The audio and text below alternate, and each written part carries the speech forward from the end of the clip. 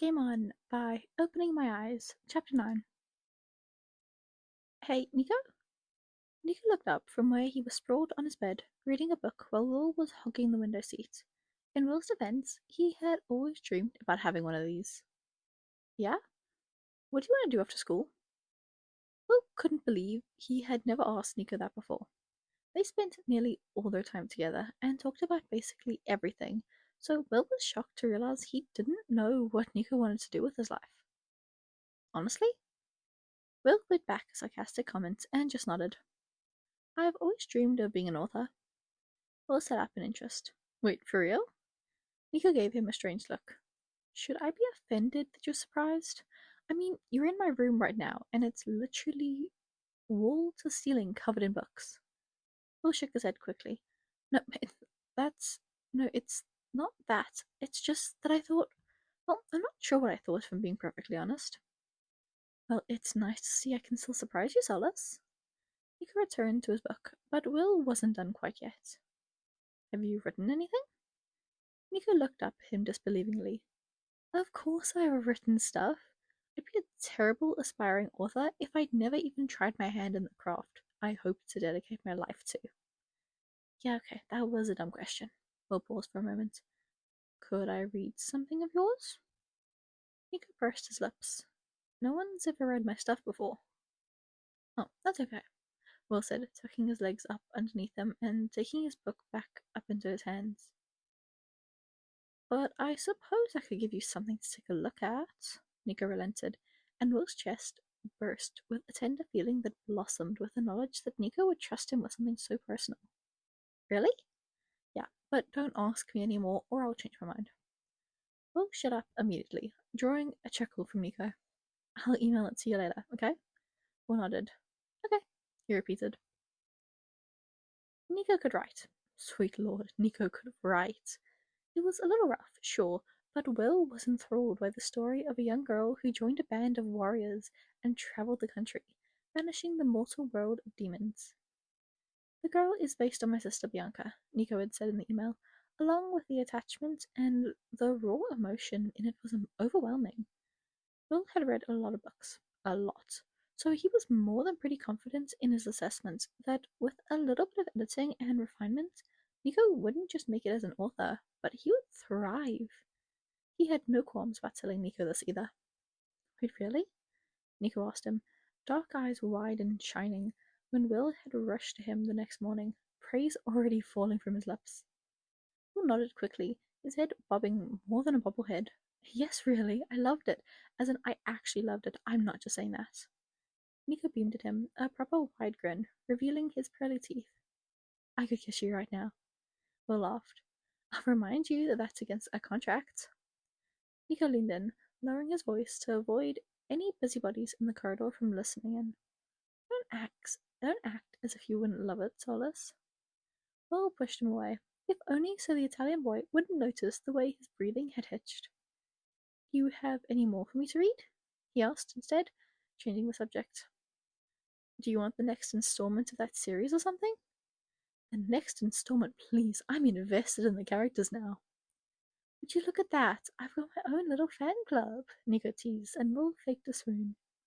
Oh, Mr. D'Angelo, will you sign my book, please? It's a first edition, he said dramatically, running his hands up Nico's very firm chest as he batted his eyelashes furiously. Nico just tucked Will under his arm and strolled to class, keeping their bantering going the entire way. It was all Will could do to focus on the conversation and not on the way it felt like his body had been shaped to be intertwined with Nico's. Will Solace was completely and utterly fact, because Will Solace was completely and utterly in love, and not any of that hot-eyed puppy love level stuff. So no, Will had been given a full dose of stomach-churning, heart-pounding, world-consuming love. Whoever the fuck had said falling in love is a bit like falling asleep, slowly and then all at once, was 120% correct. Falling in love with Nico D'Angelo had been so slow. Will hadn't even really noticed it. Sure, he had seen the way his heart pounded when the other boy was near, or the way his skin tingled when they touched, but Will had honestly thought it was all a part of the thrill of the game. He had always thought when he fell in love he would slowly come to the conclusion, when in reality the realization had hit him as hard and as suddenly as a brick thrown in his face. They hadn't even been doing anything special. They were sitting at lunch with Nico's friends, and Nico took the fries off Will's plate and swapped it with the salad on his own, and just like that, Will had known. He had sat at the table for the rest of lunch absolutely dumbstruck. He hadn't even been able to join in on the conversation, only nodding or smiling weakly when he had to. Trevor had shot him a concerned look, but luckily Nico hadn't seemed to notice anything different. So now, Will Solis was faced with a conundrum. He was in love, and not only would his feelings be unrequited, but he would lose the bet. He had two choices: confess or pretend this little realization had never happened. He chose the latter. For the next week or two, Will would spend most of his free time curled up in Nico's room, reading his work and calling out comments as he went on, often to the amusement of Nico. Will was more than pleased to report that he was subject to taste testing for new recipes Percy would try out, and other than the one horror show involving a jalapeno pepper and a walnut, a series of events that would later be referred to as the incident, Percy's experiments were usually excellent. Sally had begun to dote on Will just as much as she did Annabeth, and Will had become very fond of Nico's surrogate mother. It was hard not to love her, especially when she was always making sure he had eaten and told him to take breaks from studying, lest he overwork himself. Well, Nico, the cookies are ready. The two boys exchanged a delighted grin at Percy's holler before dashing down the stairs. The kitchen was warm and comforting and smelled like chocolate and... What kind of cookies are they? Nico asked cautiously, sniffing the air in suspicion. Chocolate and ginger. Nico literally took a step backwards away from the baking tray. I thought we had agreed that you would keep spicy foods out of your baking, no matter how mild. Percy held his hands up in defense.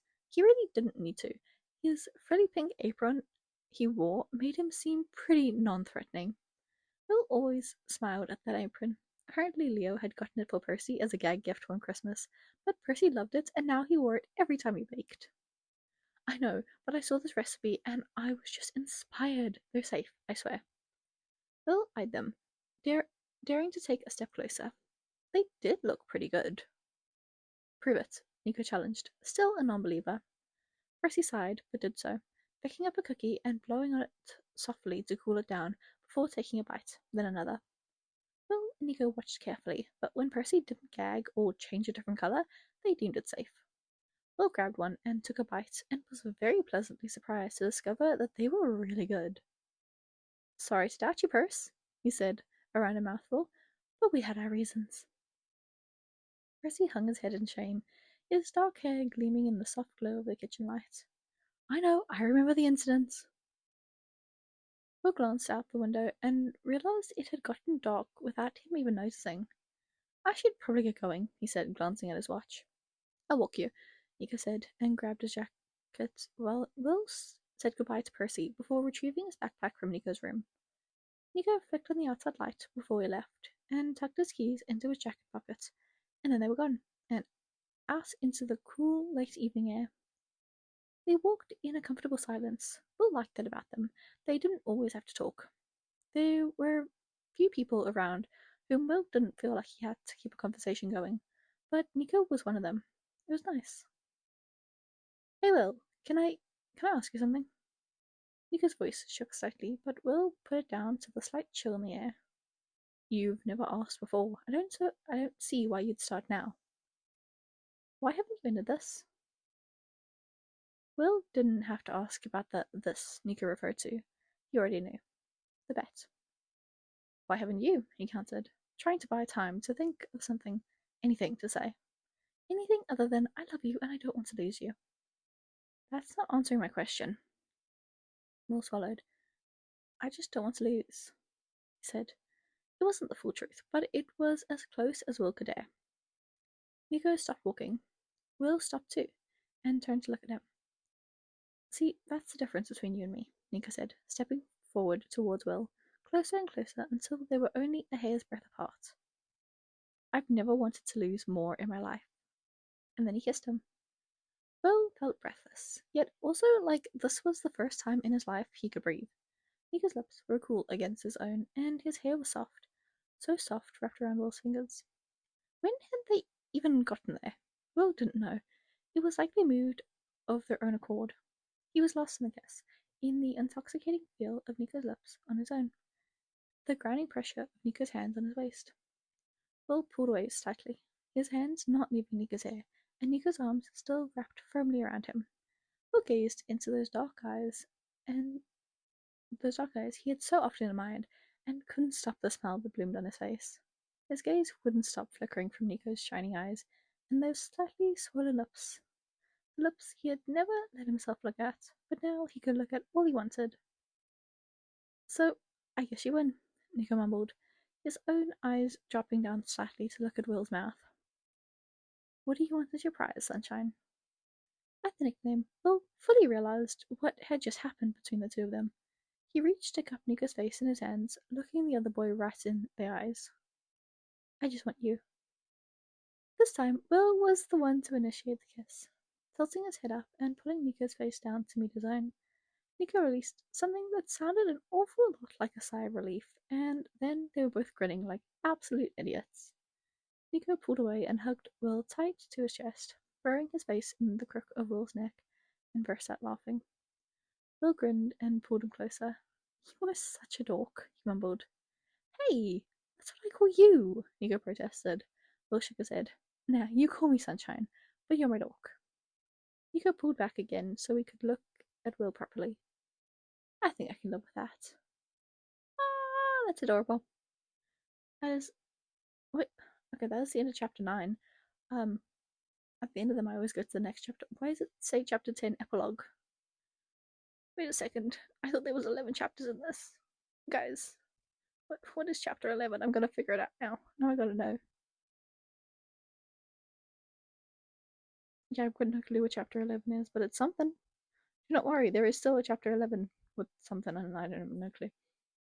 But so, that was the end of chapter 9. How are we feeling? That was so silly. I love these idiots. They figured it out that at least it wasn't like dragged out. I was concerned. I was like, how's this gonna go? But also, I saw there was like 2 chapters left. I was like, how is this gonna go? Because you can't drag it out for too much longer. Oh, so that was actually the end, because epilogue is after the end. Huh. Cute. The characters are still idiots, but I love them. They're silly. Okay. Tell me what you think, and I will see you in the next one. Bye bye.